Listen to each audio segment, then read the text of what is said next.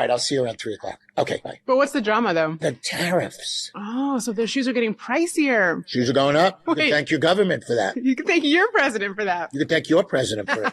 You voted for him. Steve Madden's about to cook Trump. I didn't vote for him. They fundamentally do not understand what they're doing. All right, check this out. Have you guys seen this viral clip of fashion mogul Steve Madden shredding Donald Trump, shredding his supporters, basically digging into anybody that defends this absurdly incoherent tariff policy that has led to a 145% tax on certain imports, but a 10% tax across the board?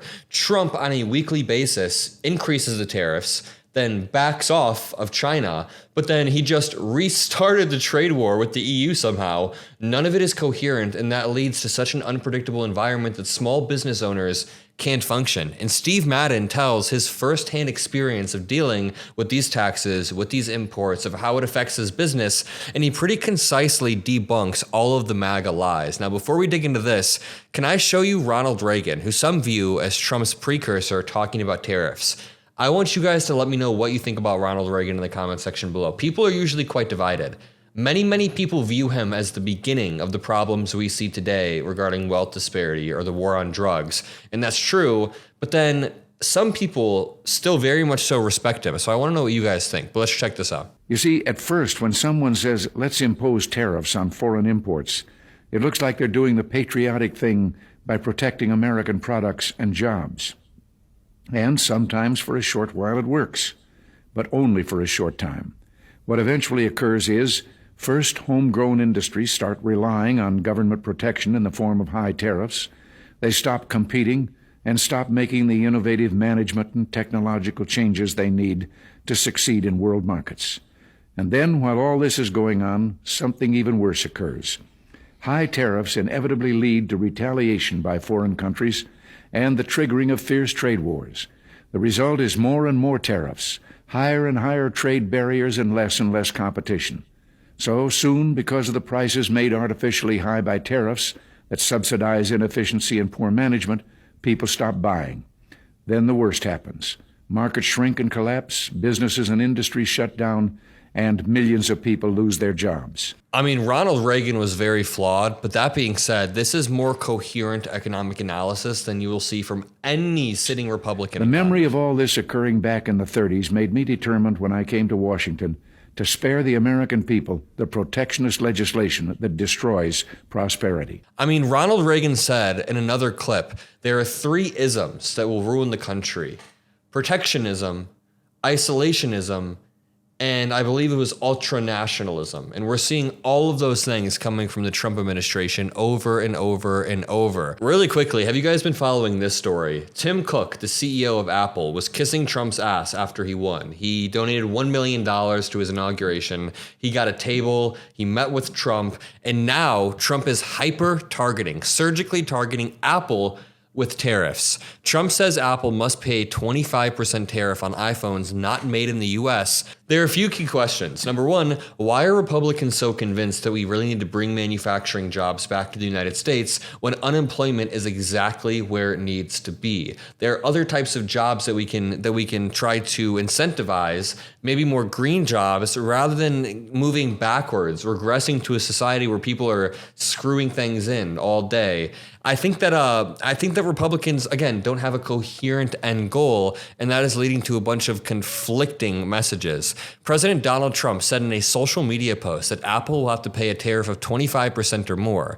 This is the latest jab at Apple from Trump, who over the past few weeks has ramped up pressure on the company and CEO Tim Cook to increase domestic manufacturing after Apple CEO Tim Cook was standing alongside Trump for a while. President Donald Trump said in a social media post Friday that Apple will have to pay a tariff of 25% or more. Let's check out this clip of Steve Madden explaining exactly how tariffs affect his business. All right, I'll see you around 3 o'clock. Okay, bye. But what's the drama, though? The tariffs. Oh, so the shoes are getting pricier. Shoes are going up. You can Wait. thank your government for that. You can thank your president for that. You can thank your president for it. You voted for him. I didn't vote for him. They fundamentally do not understand what they're doing. The notion is we've lost jobs to China, and we have. But we've picked up other jobs that we would not have had. Better jobs, many better jobs as a result of our relationship with China. Many more than we would have if they were in a factory making socks. The iPhone being made in China, the success that that has created. There's probably hundreds of thousands of people working for Apple today in America as a result of them making those phones in China that they would not have had. They'd be in a fucking factory and it would be a third of the workforce. So we have new jobs, millions of new jobs in America that are created. It's the upwardly mobile nature of a society that doesn't want to work in a factory. So true. This is exactly what I was saying. And when you ask the Trump administration what kind of jobs they're trying to bring back, if they want people making clothes or iPhones in the United States, what they'll usually say, and Bessent has said this multiple times, so is Nutlick or Lutnick, whatever you want to call him, he said that maybe we'll just have robots screwing in these iPhones. Then it's like, what is the point? Making fucking socks. Hello? No. And at the same time, they're deporting the people that would fucking do it anyway. I do understand on some level, because there's a lot of rich people that made money that didn't build anything, but they made money trading stocks and bonds and buildings. Okay, not hating, but they never made anything. They never created a business. They never had to ship a shoe out or punch a card. They don't know what it's like. And that's the problem. And we are the people that create commerce, the Apples, the Steve Maddens, the Uggs, the Ralph Laurens. We create the economy and they're destroying it. Rather well said. I mean, he's a CEO. He's been understanding. He's been experiencing firsthand what happens, and he's not bullshitting. He's not playing some weird political game. Like even here with Tim Cook, Trump told reporters Friday afternoon that the tariff would also apply to other smartphone manufacturers such as Samsung and would start at the end of June. Quote, I had an understanding with Tim that he wouldn't be doing this. He said he's going to India to build plants. I said, that's okay, go to India, but you're not going to sell into here without tariffs. And that's the way it is. I'm honestly glad that I bought a new iPhone around the time Trump took office. This is the latest jab at Apple from Trump, who over the past couple of weeks has ramped up pressure on the company and Cook to increase domestic manufacturing. Trump and Cook, Apple CEO, met at the White House on Tuesday, according to Politico.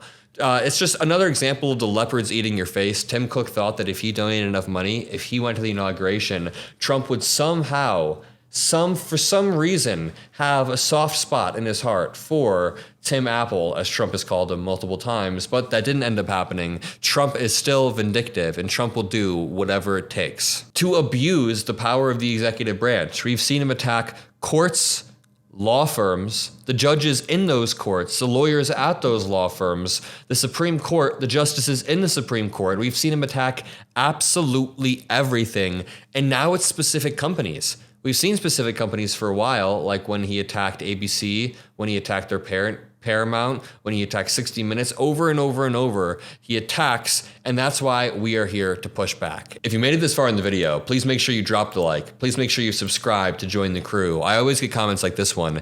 Adam, I've been watching since 200K subs, and I just realized I was not subscribed. Fixing that now. It would mean the world to me. I love each and every single one of you. Thank you for spending time with me on a day-to-day basis. It's going to be amazing making sure that we win the midterms together, reconsolidating power, pushing back against the lies, and we'll keep fighting. Love you all. Peace out.